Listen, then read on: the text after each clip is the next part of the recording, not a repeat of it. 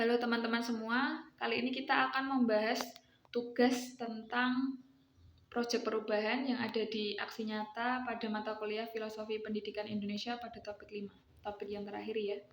Nah, di sini saya mengambil topik tentang proyek perubahan tentang pendidikan yang berpihak pada peserta didik dan memerdekakan peserta didik dalam pendidikan abad ke-21 di SMK Negeri 1 Salatiga. Nah, proyek perubahan yang saya lakukan adalah melaksanakan pembelajaran di kelas 10 Administrasi Perkantoran 2 yang berada di sekolah SMK Negeri 1 Salatiga. Kemudian dengan model pembelajaran PBL pada materi sistem persamaan linear 3 variabel. Nah, dalam praktik yang saya lakukan, peserta didik itu saya kelompokkan secara bebas berisi 3-4 orang di setiap kelompok. Kemudian, guru menyiapkan alat peraga untuk melakukan simulasi jual beli di depan kelas. Nah, jual beli ini diceritakan terdapat 2 tokoh berbeda yang menjual barang-barang yang berkaitan dengan administrasi perkantoran. Kemudian perwakilan 6 peserta didik tersebut maju ke depan untuk melakukan simulasi jual beli bersama guru. Nah, di sini peserta didik itu berperan sebagai pembeli dan gurunya itu sebagai penjualnya. Kemudian, 3 peserta didik membeli 3 barang yang sama dengan kuantitas yang berbeda-beda di toko A, dan 3 peserta didik lainnya juga sama-sama membeli 3 barang yang sama-sama dengan kuantitas yang berbeda-beda di toko B.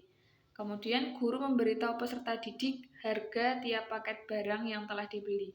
Selanjutnya, peserta didik melakukan analisis untuk menyelesaikan masalah menentukan harga tiap satuan barang di toko A dan B.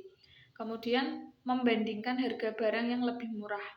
Nah, dalam penyelesaian permasalahan, peserta didik diberikan lembar kerja yang dapat memandu mereka dalam menyelesaikan masalah yang diberikan. Kemudian, peserta didik melakukan diskusi kelompok dalam menyelesaikan masalah yang diberikan. Setelah peserta didik berhasil menyelesaikan masalah yang diberikan, selanjutnya setiap kelompok dapat mengkreasikan hasil pekerjaan mereka dengan bermacam-macam bentuk visual, seperti PowerPoint, video, dan lain-lain. Disesuaikan dengan kemampuan peserta didiknya itu. Nah, di sini pembelajaran berdiferensiasi yang saya lakukan adalah diferensiasi produk, karena peserta didik itu dibebaskan untuk membuat produk akhir sekreatif mungkin sesuai dengan kemampuannya masing-masing. Nah, setelah setiap kelompok membuat produknya, langkah selanjutnya adalah mempresentasikan hasil di depan kelas dan kelompok lain dapat memberikan tanggapannya.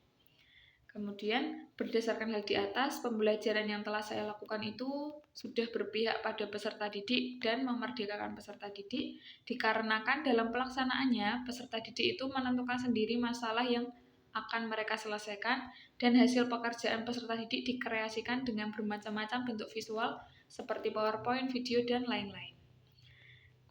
Kemudian, selain itu, pembelajaran yang saya lakukan dapat mengembangkan keterampilan peserta didik dalam berkomunikasi, kolaborasi, berpikir kritis, dan kreatif. Hal tersebut dikarenakan dalam proses pembelajaran dilakukan secara berkelompok yang mendukung kolaborasi dan berpikir kritis dalam pembuatan karya. Peserta didik telah memanfaatkan aplikasi Canva, CapCut, ataupun aplikasi lainnya yang mendukung, sehingga dapat menunjang keterampilan berpikir kreatif. Dan pemaparan hasil karya yang mampu meningkatkan keterampilan peserta didik dalam berkomunikasi. Selain itu, proses pembelajaran yang memanfaatkan proyektor untuk melakukan presentasi telah memanfaatkan penggunaan teknologi. Berdasarkan hal tersebut, pembelajaran yang telah saya lakukan sudah sesuai dengan karakteristik pembelajaran pada abad ke-21 yang berpihak pada peserta didik dan memerdekakan peserta didik.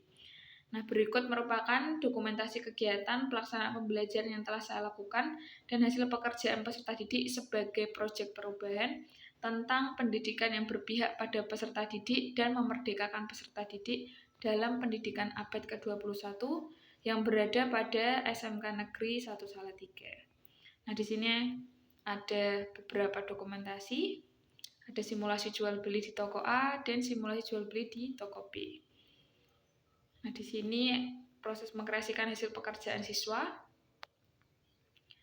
Di sini ada presentasi hasilnya, dan berikut adalah contoh hasil pekerjaan peserta didik.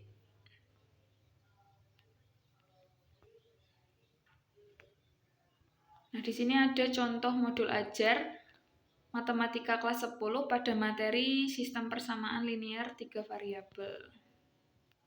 Ada contoh modul ajarnya yang berisi informasi umum, ada kompetensi inti.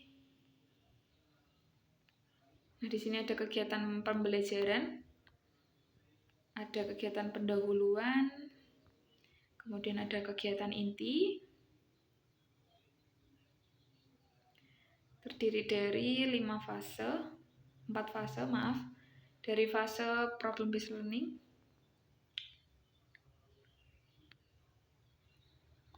kemudian pada pertemuan kedua dilanjutkan lagi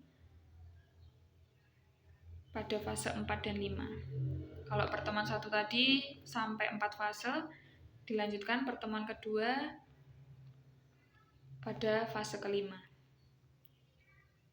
Nah, di sini ada asesmen, diagnostik, dan formatif yang saya gunakan. Ada pengayaan dan remedial.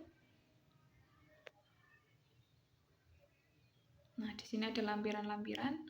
Ada bahan bacaan atau bahan ajar materi SPLTV. Ada contoh soalnya juga. Nah, di sini ada contoh lembar kerja peserta didik untuk membantu peserta didik memudahkan dalam proses diskusinya.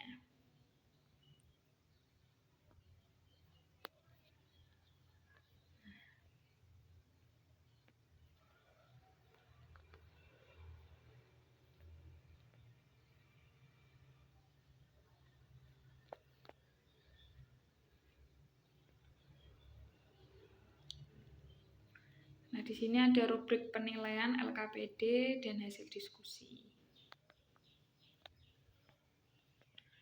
Kemudian ini untuk rubrik penilaian produk. Ada panduan peskorannya juga. Nah, di sini ada asesmen formatif yang berupa dikasih soal kuis pada akhir pembelajaran. Ada 1 soal. Di sini ada kunci jawaban.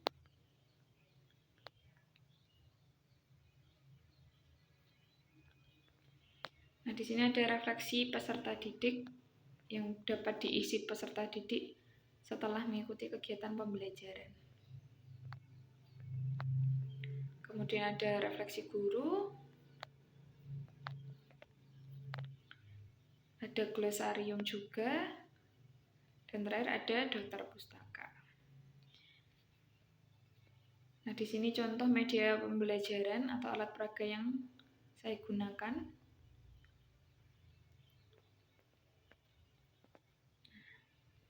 Sekian penjelasan yang saya sampaikan, semoga dapat bermanfaat. Terima kasih.